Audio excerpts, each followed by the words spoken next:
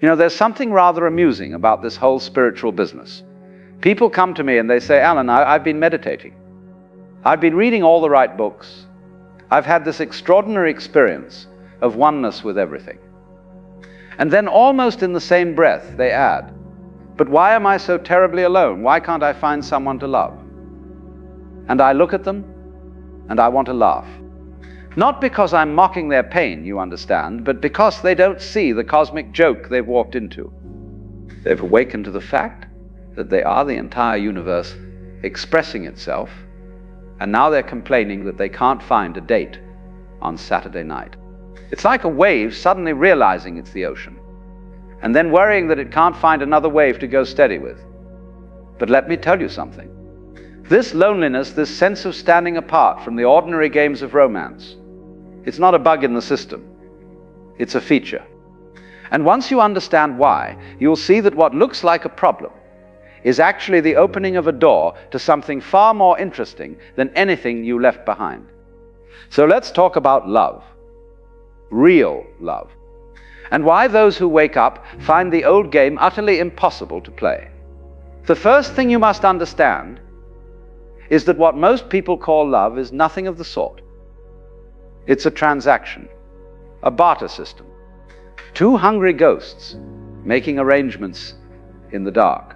You see, we've all been taught a very peculiar story about love. We're taught that somewhere out there is the other half of ourselves, that we are incomplete, broken, insufficient. And if we could just find that special someone, that missing piece, we would finally be whole. What a marvelous piece of fiction that is. And like all good fiction, millions believe it without question. So we go through life shopping for completion. We dress ourselves up, we learn the right words to say, we practice our smiles in the mirror. And all the while we're terrified, absolutely terrified, that no one will choose us, that we'll be left on the shelf like unwanted merchandise. So this is what passes for a romance in our world. Two people, each convinced of their own incompleteness, each desperately hoping the other will fill the void. And for a while, it works. The intoxication of it, the fever, the sleepless nights, the constant thinking about the other person. We call this falling in love.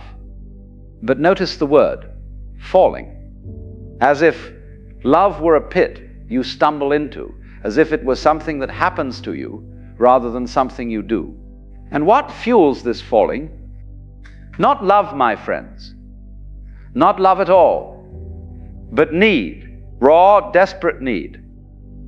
The need to escape from the horror of being alone with ourselves. The need to prove that we matter, that we exist, that someone finds us worthy of attention. It's all very romantic on the surface. The love letters, the declarations, the dramatic gestures. But underneath, it's just two people using each other as life preservers in what they imagine to be a drowning. Now here's where it gets interesting. When you awaken, even just a little bit, you begin to see through this game. You start to notice that what you called love was mostly fear wearing a prettier costume. You see how much of your passion was really just anxiety about being alone. How much of your devotion was really just bargaining. I'll be what you want if you'll be what I want. I'll soothe your terror if you'll soothe mine. And once you see this, once you really see it, you can't unsee it. It's like watching a magic trick after someone has explained how it's done. Oh, you can still appreciate the skill involved. You can admire the performance, but you're no longer fooled by it. The rabbit was in the hat all along.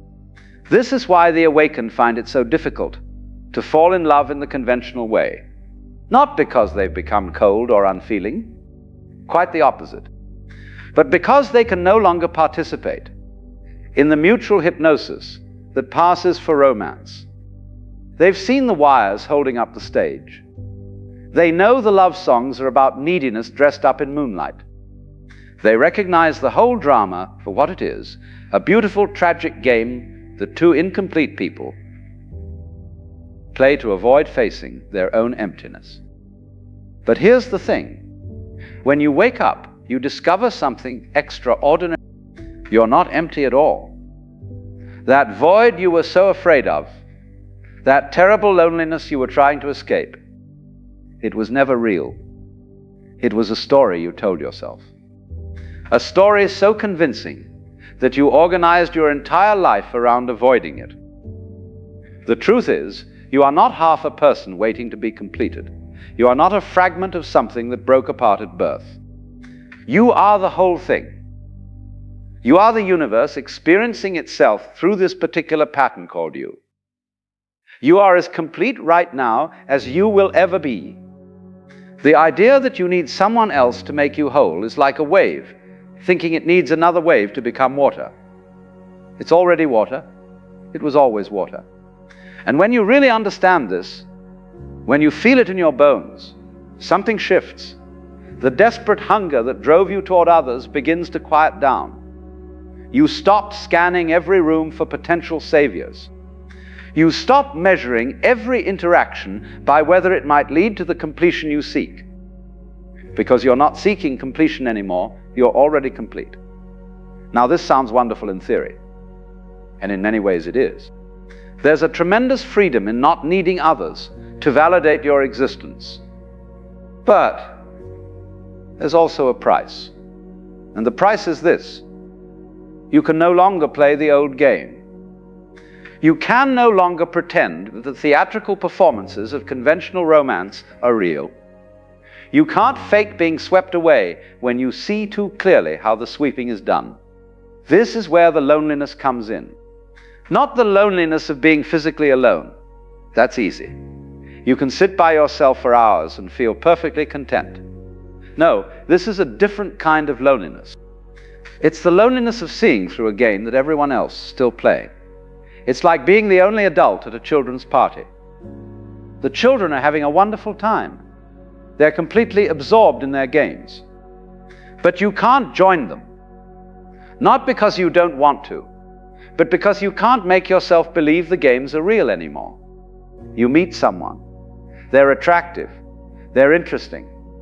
They seem to like you. And in the old days, this is where the story would begin.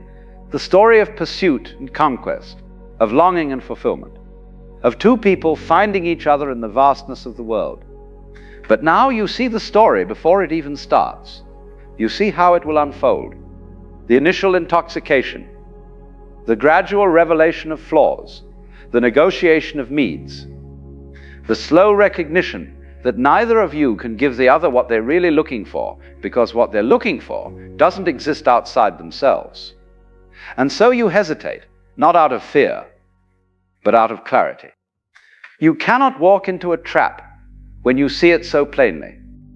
You cannot drink the poison when you know what's in the cup. And this hesitation, this inability to throw yourself into the old drama, it sets you apart. Others sense it. They feel that you're not playing by the usual rules, and it makes them uncomfortable, or it makes them curious, but either way, it creates distance. Here's what nobody tells you about awakening. It raises the standard. Before, you might have been content with someone who made you laugh, someone who found you attractive, someone who filled the evenings with conversation.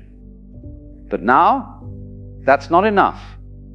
You're looking for something else, something that has no name in the usual vocabulary of romance.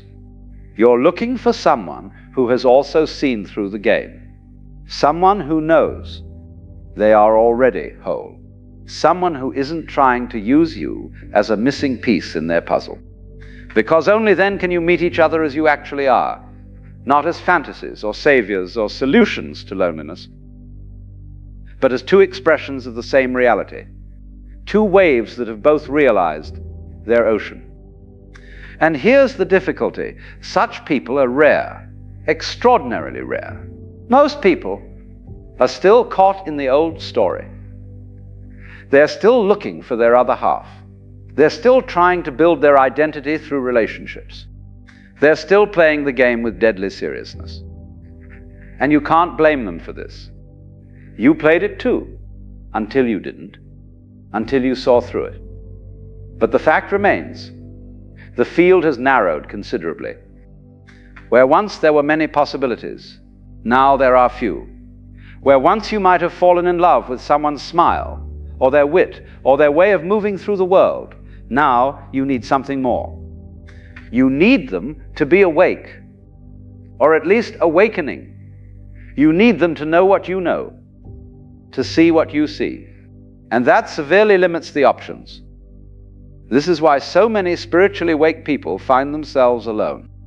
Not because they can't love, but because they can't love in the old way anymore. They've outgrown it. Like a child who has learned to read and can no longer find satisfaction in picture books. The old stories don't work anymore. They need something more substantial, something real. And sometimes, often actually, that something real doesn't appear. Years go by, you meet people, you have conversations, you feel connections, but none of them go deep enough. None of them touch